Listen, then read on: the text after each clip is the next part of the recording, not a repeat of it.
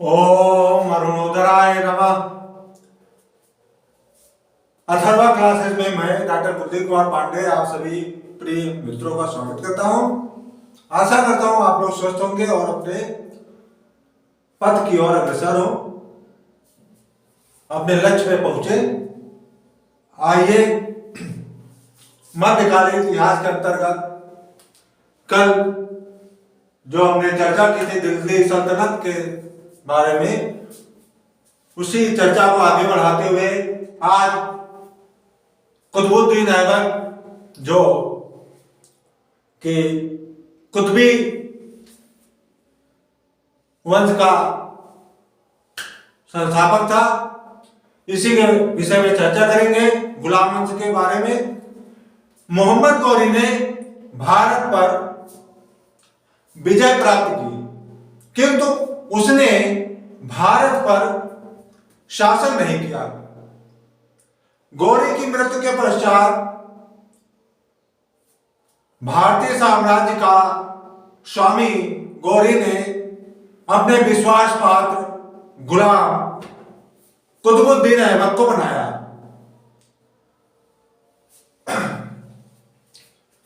आइए देखते हैं कुतुबुद्दीन ऐबक ने एक नवीन राजवंश की स्थापना की नींव डाली, जिसे गुलाम वंश कहा जाता है।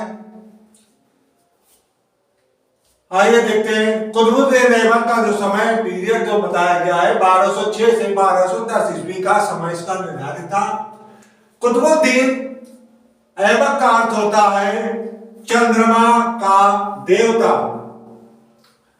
भारत में तुर्की राज्य का संस्थापक कुतुबुद्दीन ऐबक को ही कहा जाता है। बचपन में ही दास के रूप में कुतुबुद्दीन ऐबक निशापुर के बाजार में लाया गया था। निशापुर के बाजार मंडी में, यानी निशापुर की मंडी में यहां के काजी थे जिनका नाम था फखरुद्दीन अब्दुल अजीज कुकी। इन्होंने इसे कुतुबुद्दीन ऐबक को खरीदा था। किसने खरीदा था? फखरुद्दीन अब्दुल अजीज कुकी, जो निशापुर के में काजी थे। मुइजुद्दीन मोहम्मद गौरी के गुलामों में सबसे योग्य और विश्वसनीय गुलाम कौन था? तो वो था कुतुबुद्दीन ऐबक। कुतुबुद्दीन ऐबक ने कुरान पढ़ना सीखा, जिससे उसे कुरान ख्वां नाम से प्रसिद्धि हुआ। उसका नाम प्रसिद्ध हुआ कुरान खां के नाम से।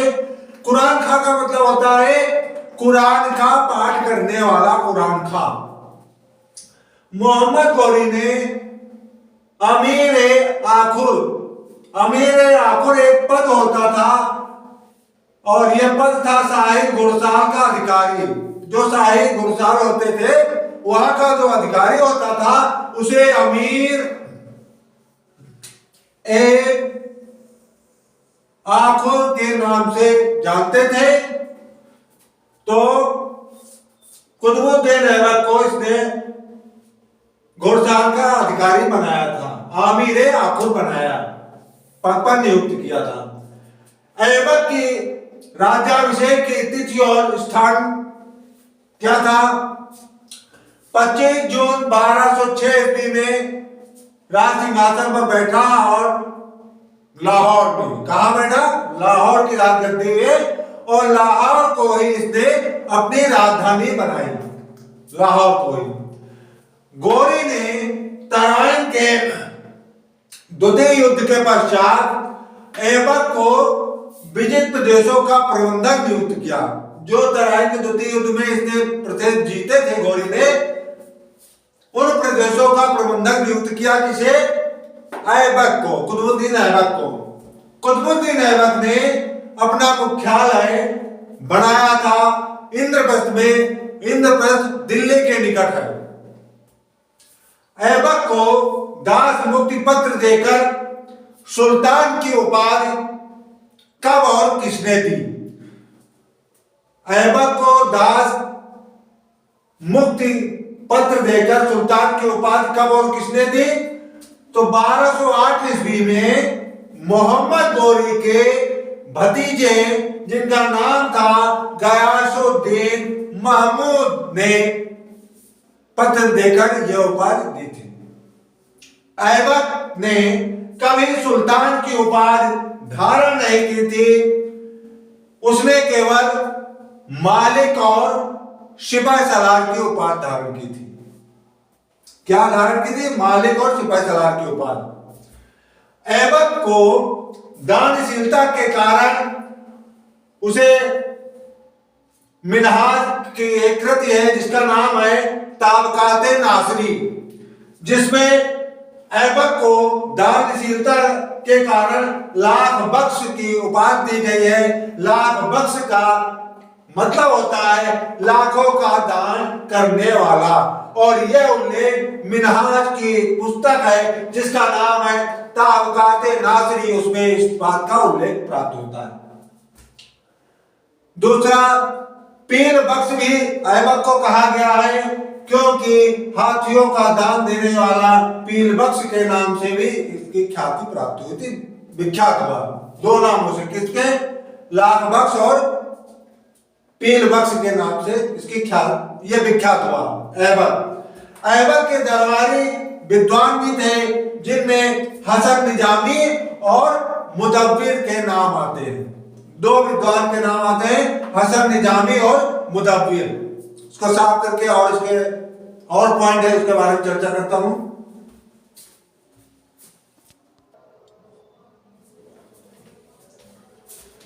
कुतुबुद्दीन ऐबक ने प्रसिद्ध सूफी संत जिनका नाम था ख्वाजा कुतुबुद्दीन बख्तियार काकी के नाम पर दिल्ली में कुतुब मीनार की नींव डाली, जो आगे चल के इसके न रहने पर इल्तुतमिश ने इसे पूर्ण किया था कुतुब मीनार को। कुतुबुद्दीन ऐबक द्वारा परिवर्तन, इसने दो परिवर्तन किए थे स्थानों में।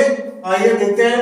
पहला इसने जो परिवर्तन किया था, पृथ्वीराज तृतीय के किले जिसका नाम था राय पिथौरागढ़ के स्थान पर भारत में इसने प्रथम मस्जिद जिसका नाम था कुव्वत उल इस्लाम निर्मित करवाया दिल्ली में, ठीक है ना।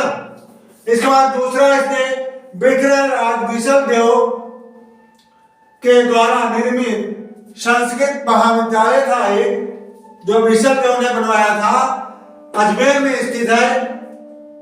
इसके स्थान पर इसने ऐबक ने क्या किया कि 2.5 दिन का झोपड़ा का निर्माण कराया था संस्कृत महाविद्यालय के स्थान पर।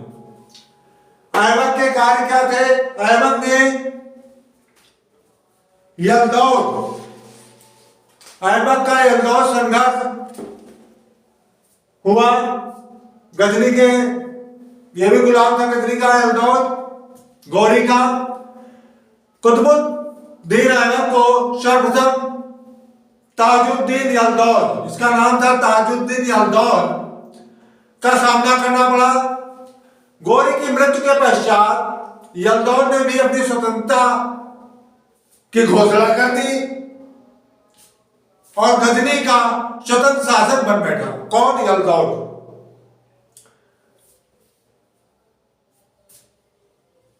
कालांतर में यलदौद को गजनी से भागना पड़ा, जिसका लाभ उठाते हुए ऐबक जो है गजनी पहुंचा।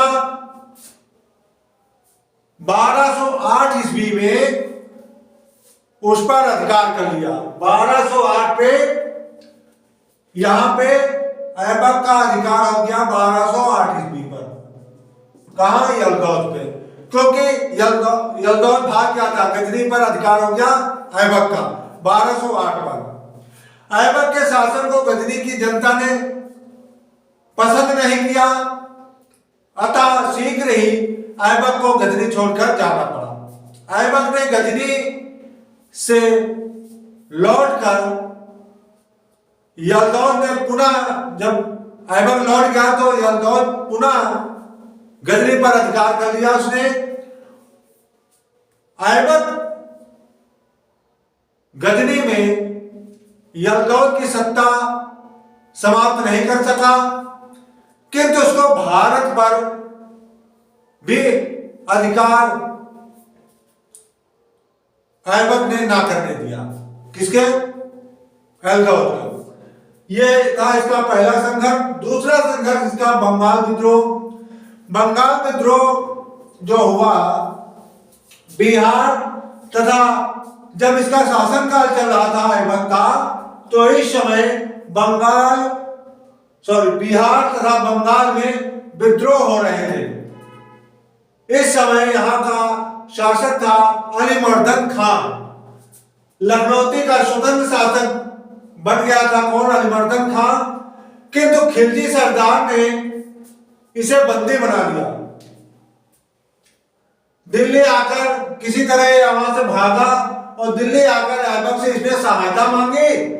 ऐबक ने दूत के रूप में अपने कैमाज रूमी को बंगाल भेजा, जिसके अथक प्रयत्नों के परिणाम स्वरूप खिलजी सरदार जो थे ऐबक को अपना शासक मानने को राजी हो गए और अलीमर्दा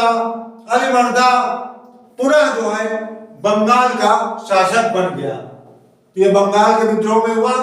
इसके बाद सिंध और मारवा के साथ इनका क्या हुआ? ऐबक का एक विचार लेते।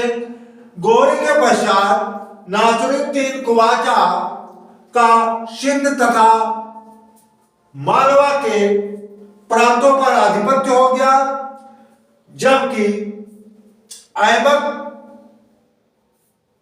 यहां अपना आधिपत्य चाहता था, किंतु वो यहां पर अपना अधिकार नहीं जमा पाया। अतः ऐबक ने कूटनीति का सहारा लेते हुए अपनी पुत्री का नासिरुद्दीन साहब से विवाह कर दिया। हमारे यहाँ के ऐसी भी कूटनीति के हिसाब से जब युद्ध से परिणाम ना अच्छा बन सके तो कूटनीति का प्रयोग करते हैं, जिसके तहत वैवाहिक संबंध स्थापित करके शत्रु को मित्र बना लिया। ऐसा किया ऐबक ने। नासिरुद्दीन साहब इनका बहनोई हो गया, जिससे बंगाल शत्रुता की जगह मित्रता हो गई, जिससे शत्रुता समाप्त हो गई वैवाहिक संबंध स्थापित होने से। 4 वर्षीय शासन काल में ऐबक जो है कई समस्याओं से घिरा रहा। यही सब समस्याएं थी उसके समय के। और 1210 ईस्वी में लाहौर में चौगान कहते हैं पोलो को खेलते हुए घोड़े से गिरकर उसकी मृत्यु हो जाती है कुतुबुद्दीन ऐबक की। इसके पश्चात जो अगला शासक बनता आराम शाह।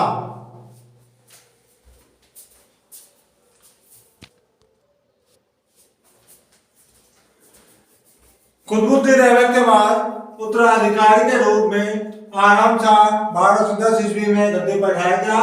कुछ तुर्की सरदारों ने आराम शाह को लाहौर 1210 ईस्वी सुल्तान घोषित किया।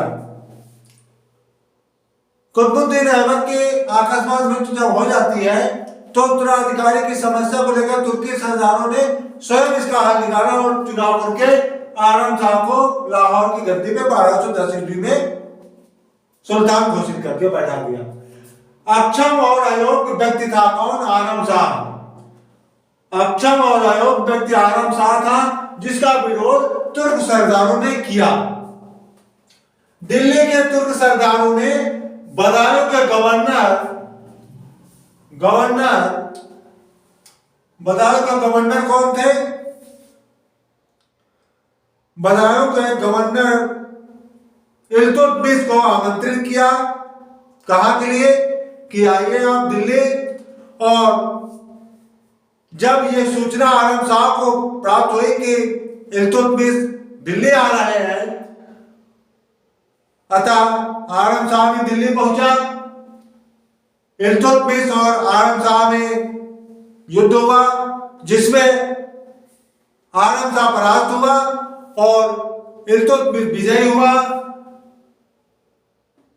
जिसमें आराम शाह की हत्या कर दी गई। हत्या इल्तुतमिश ने कर दिया और दिल्ली का सुल्तान बन बैठा। यह था आज का ऐबक, कुतुबुद्दीन ऐबक और आलम शाह के विषय में चर्चा हुई। कल गुलाम वंश में ही अगली चर्चा करेंगे। धन्यवाद दोस्तों, नमस्कार। नेक्स्ट टॉपिक पे फिर से चर्चा होगी इल्तुतमिश के बारे में। नमस्कार दोस्तों, धन्यवाद। लाइक करिए, सब्सक्राइब करिए ताकि मेरा हौसला और बढ़े और अच्छी तरह आपको वीडियो के माध्यम से टॉपिक के प्रति आपको जागृत कर सकूं। धन्यवाद दोस्तों, नमस्कार।